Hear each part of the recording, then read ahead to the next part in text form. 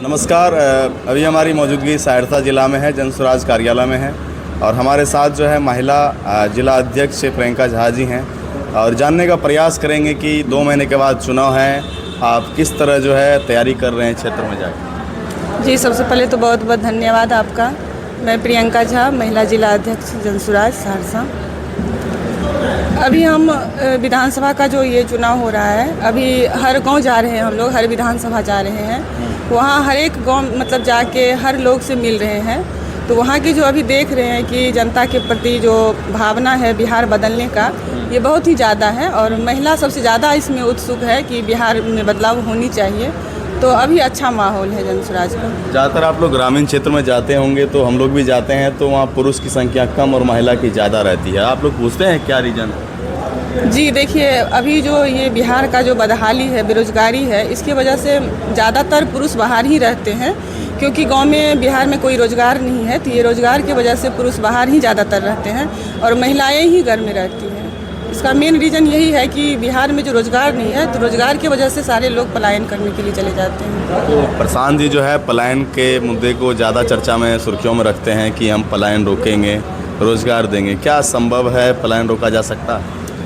जी, जन स्वराज का जब सरकार आएगा तो सबसे पहले मुद्दा तो ये पलायन का ही है। तो जन स्वराज का सरकार आएगा तो सबसे पहले पलायन ही रुकेगा, क्योंकि अगर बिहार में अच्छी फैक्ट्री लग जाती है तो रोज़गार बिहार में ही मिल जाते हैं लोगों को। तो युवा जो अभी 10 से 15 हज़ार की नौकरी के लिए अभी गाँव से बाहर, बिहार से बाहर जा रहे हैं, जैसे दिल्ली हरियाणा जा रहे हैं, तो वो बिहार में ही मिल जाएगा। तो ऑफकोर्स बिहार में ही रहेगा। तो प्रशांत जी जो 5 वादा करते हैं कि हम जो है पेंशन बढ़ाएंगे, पलायन रोकेंगे, रोज़गार यहीं देंगे और महिलाओं के लिए खास करके जो है लोन वगैरह की व्यवस्था है, इस समय क्या देखने को मिलता है? आप लोग ग्रामीण क्षेत्र में जाते होंगे तो वहाँ जो ग्रुपिंग लोन लेके महिलाएं ज़्यादा प्रताड़ित होती हैं। कैसा लगता है? आप लोग कभी सवाल करते हैं कि आप लोग जब ग्रुपिंग लोन लेते हैं तो किस तरह रहते हैं? और जन स्वराज सरकार बनने के बाद जो ये कह रहे हैं कि सस्ता लोन देंगे हम, तो क्या फ़र्क लगता है ग्रुपिंग लोन में और सरकार बनने के बाद? देखिए, ग्रुपिंग लोन जो अभी है, इसमें अभी बहुत ही लॉस जा रहा है, क्योंकि अभी बहुत जगह गए हैं हम आज से 4 दिन पहले भी गए हैं, अपने विधानसभा घूम रहे थे, तो वहाँ भी ग्रुपिंग लोन का ये महिला लोग जमा थी, इकट्ठा थी। तो पूछे हम कि ये क्या चल रहा है, तो वो लोग बोले लोन ले रहे। तो वहाँ पे लोन जो वो लोग ले रही है, तो हर सप्ताह उन लोगों से लोन लेने के लिए लोग आते हैं, पैसा मतलब वसूली करने आते हैं।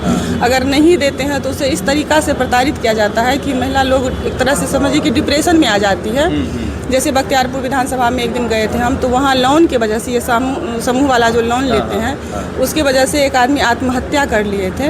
तो जब हम उनको समझाए कि जन स्वराज की सरकार आएगी तो महिला को 5 लाख तक की लोन दी जाएगी और सस्ते दर ब्याज दिया जाएगा, तो वो लोग भी चाहती है कि नहीं, जन स्वराज का ही सरकार आए, ताकि हम महिलाओं को थोड़ा सा राहत मिल सके और ये जो समूह वाला लोन है, इस सबसे छुटकारा मिल सके। क्या लगता है, महिला को उम्मीद है कि सरकार इस बार जन स्वराज की बने और लगता है कि लोग बढ़ चढ़ के जन स्वराज पार्टी को वोट देंगे? जी बिल्कुल होगा, क्योंकि आप भी देखे होंगे कि उस दिन बलवाहाट में जो सभा हुई थी, कितनी ज़्यादा संख्या में लोग आए थे।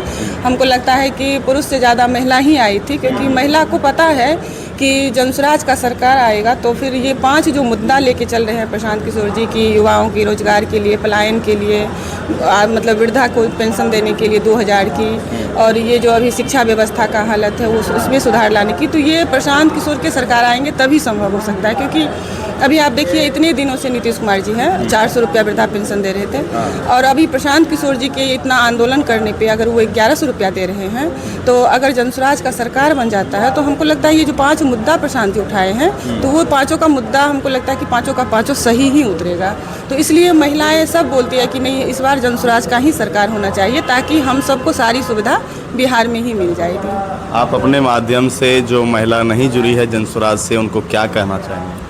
देखिए, हम अभी तक में बहुत सारे महिला को जोड़े हैं, और जो नहीं जुड़े हैं तो उसको हम आपके चैनल के माध्यम से यही कहेंगे कि हम सब जितने भी महिलाएं हैं नारी शक्ति के रूप से जाने जाते हैं। तो हम सब एक नारी शक्ति सिर्फ शब्द के लिए नहीं है, अपने समाज की शक्ति और समृद्धि दोनों हैं। तो इसलिए हम सब नारी और सब महिला से कहेंगे, नारी शक्ति से कहेंगे कि जो नहीं जुड़े हैं जन स्वराज में, आप सब जन स्वराज में आइए और एक बार जन स्वराज को अपना कंधा लगाइए, ताकि जन स्वराज की सरकार आएंगे तो हम नारी शक्ति का भी थोड़ा नाम होगा कि महिलाएं अगर चाह ले तो कुछ भी कर सकती है।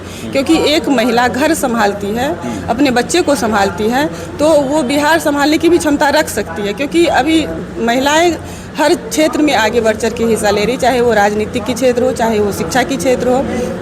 तो वही महिला तो हम लोग भी हैं, तो हम लोग भी अगर चाह लेंगे तो बिहार में बदलाव निश्चित ही है। क्या महिला को राजनीतिक में आना चाहिए? जी बिल्कुल आनी चाहिए। इंदिरा गांधी भी तो महिला थी, वो भी तो राजनीति की है। तो राबड़ी देवी तो महिला थी, वो भी तो राजनीति की है। तो क्यों नहीं आना चाहिए? जिस टाइम में महिलाएं घर से बाहर नहीं निकलती थी, शिक्षा विभाग को नहीं जानती थी, पढ़ाई नहीं करती थी, उस टाइम में ज्योतिबा फुले टीचर बनी थी। तो महिलाएं तो हमेशा ही हर फील्ड में आगे रही है, चाहे वो शिक्षा की फील्ड हो या राजनीति की फील्ड हो या स्वास्थ्य विभाग की फील्ड हो। तो हर क्षेत्र में महिला रही है। जहाँ तक कि ये देखिए कि लोग कहते हैं कि महिला लड़ाई में आगे नहीं निकलती। रानी लक्ष्मीबाई युद्ध में भाग ली थी, वो युद्ध में अपना वो सब कुछ कर ली। तो रानी लक्ष्मीबाई भी तो महिला थी ना, तो वही महिला हम लोग भी हैं। तो महिला अगर ठान लेंगी तो कोई भी मुश्किल काम को वो आसानी से कर सकती हैं। तो इसलिए महिला को हर फील्ड में आना बहुत ज़रूरी है। बस हाँ, थोड़ा सा ये दिक्कत है समाज में कि अभी भी समाज में मतलब एक छोटा सा तुच्छ मतलब जिसको बोल सकते हैं आप, मानसिकता रखते हैं कि अगर पुरुष कोई अच्छा काम करते हैं तो उसको सराहना करते हैं कि दूसरे का मतलब बेटा है, पोता है, तो उसको माला पहनाते हैं। अगर महिलाएं आगे बढ़ती हैं तो उसमें पहले 2 सवाल उठाते हैं, उसके बाद उसको सराहना करते हैं। तो ये हमको थोड़ा सा गलत लगता है। क्यों? वो भी तो किसी की माँ है, किसी की बहन है, किसी की बेटी है। तो आपको तो गर्व होना चाहिए उस पर कि भाई हमारे गांव की, हमारे समाज की महिला है, जो बेटी है, बहू है, वो इतने आगे बढ़ रही है। तो उसको सराहना करना चाहिए आप लोग को। तो हम आपके चैनल के माध्यम से अपने समाज में एक ये भी संदेश देना चाहते हैं कि जिस तरह आप किसी के बेटा को, किसी के भाई को आगे बढ़ाने में अपना पूरा योगदान देते हैं, तो उसी तरह किसी की बेटी बहू अगर आगे बढ़ रही है तो उसको खींचिए नहीं, उसको आगे बढ़ाइए, ताकि उसका हौसला बुलंद रहे कि आपके समाज में आपके नाम रोशन हो कि हाँ, हमारे ही गांव समाज की महिला है जो आगे बढ़ रही है। तो हम आपके चैनल के माध्यम से यही एक समाज को संदेश देना चाहते हैं कि महिला को भी थोड़ा सपोर्ट कीजिए ताकि वो अपना क्षेत्र में नाम कमा सकें। जी, मेरा नाम प्रियंका झा है, हम चंद्रसराज की महिला जिला अध्यक्ष हैं।